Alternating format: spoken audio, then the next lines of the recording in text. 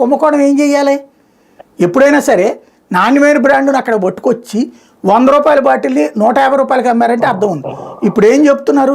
10 రూపాయల నుంచి 30 రూపాయలకి ఎక్కువ అమ్ముకుంటున్నారని చెప్పి ఆర్టీజీఎస్ సర్వేలోనే తేలింది కదా. అది కదా కుంభకోణం అంటే. రోజు 1 కోటి బాటిళ్ళు అమ్మితే 1 కోటి బాటిళ్ళు ఇంటూ 30 రూపాయలు అంటే ఎంత పడింది? 30 కోట్ల రూపాయలు పడింది. పోనీ 10 రూపాయలకి అమ్మితే 10 కోట్ల రూపాయలు పడింది. రోజుకి 10 కోట్ల రూపాయలు వేసుకుంటే, పోనీ ఉజ్జాయింపుగా లెక్కేసుకున్న రోజుకి 10 కోట్ల రూపాయలు చొప్పున టోటల్గా చూసుకున్నప్పుడు నెలకి ఎంత పడింది? ఏడాదికి ఎంత పడింది? ఇందులో ఎంతమంది తింటున్నారు కింద?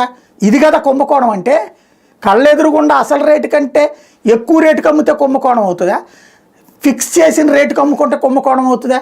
అది కూడా ప్రభుత్వ షాపులు అమ్ముకుంటే కుంభకోణం జరుగుద్దా? ప్రైవేట్ షాపులు అమ్ముకుంటే కుంభకోణం జరుగుద్దా? సరే, ప్రొడక్షన్ పాయింట్ దగ్గర తిన్నారు, తిని ఉండొచ్చును ఖచ్చితంగా. అక్కడ ఎవరిని మనం నెత్తినేసుకురావక్కర్లా. ఇప్పుడు తింటారు కదా. అప్పుడు తింటే ఇప్పుడు ఏమైనా వదిలేస్తున్నారు? అప్పుడు మైనింగ్ చేశారని ఇప్పుడు ఏమైనా వదిలేశారా?